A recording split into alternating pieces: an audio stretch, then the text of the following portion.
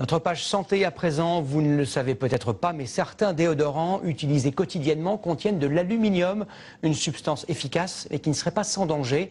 On la soupçonne d'être liée à plusieurs maladies. Les autorités sanitaires recommandent d'ailleurs depuis peu de réduire la concentration de ces sels d'aluminium dans les produits d'hygiène. Corinne Lalo et Jean-Louis Alfero ont mené l'enquête. Il faut parfois une loupe pour découvrir la présence d'aluminium dans les déodorants antitranspirants. Mais son effet sur la santé est désormais bien documenté.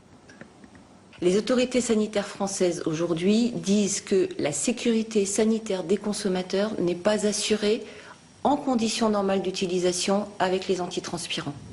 Les sels d'aluminium ont pour fonction d'empêcher la transpiration, mais le problème, c'est qu'ils pénètrent dans l'organisme. Ce sont les docteurs Guillard et Pinault qui l'ont démontré grâce à cette salle blanche de l'hôpital de Poitiers. La découverte s'est faite avec le cas d'une femme qui souffrait d'une grande fatigue sans savoir pourquoi. Cette femme utilisait un antiperspirant tous les jours, elle l'a utilisé pendant 4 ans. On s'est aperçu que l'aluminium était extrêmement élevé dans le sang, extrêmement élevé par rapport à un être humain normal. Et on lui a dit d'arrêter les antiperspirants.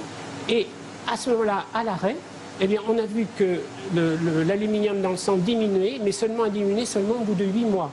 Une preuve irréfutable que cet aluminium dans le sang venait de l'antiperspirant.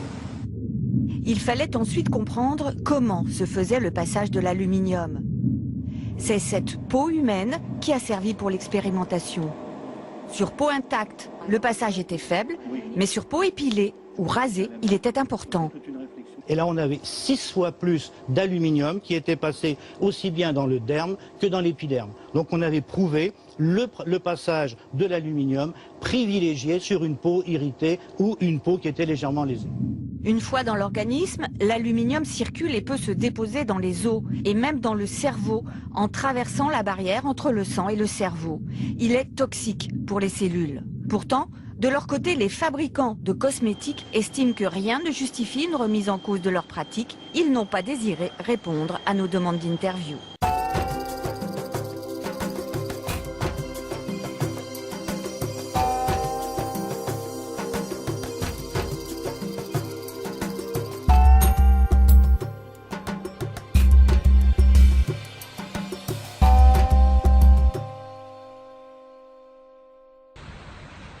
Dans les Landes, à Mont-de-Marsan, une femme traque depuis plus de 20 ans la moindre trace d'aluminium dans l'alimentation.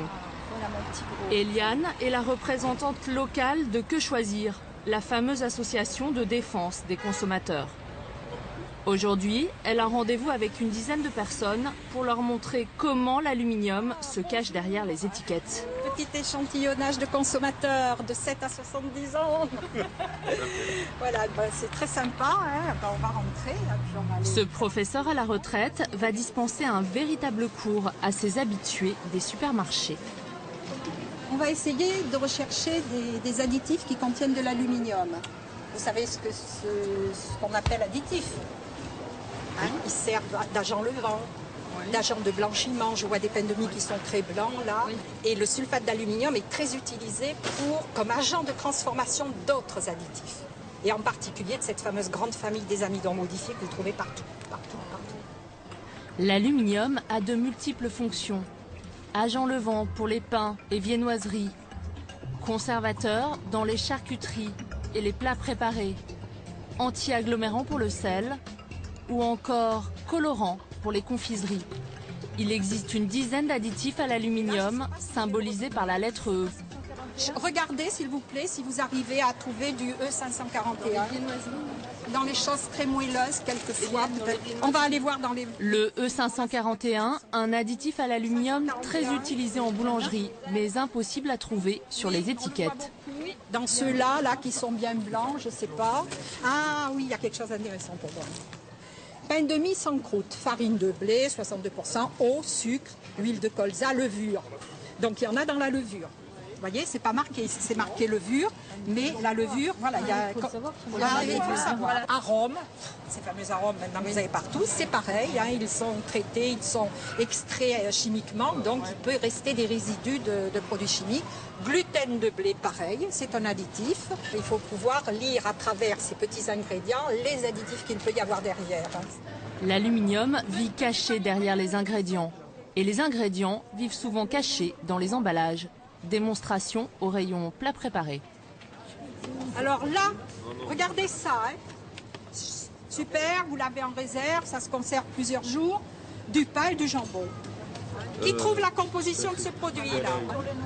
Voilà.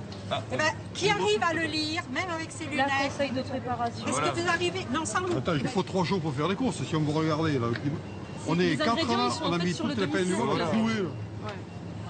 Ingrédients. Ça ne devrait pas être permis, ça. Dans nos aliments, l'aluminium est incontournable, mais il est impossible d'additionner les doses que nous absorbons. Nous avons acheté les produits les plus chargés en aluminium qu'Eliane nous a signalés.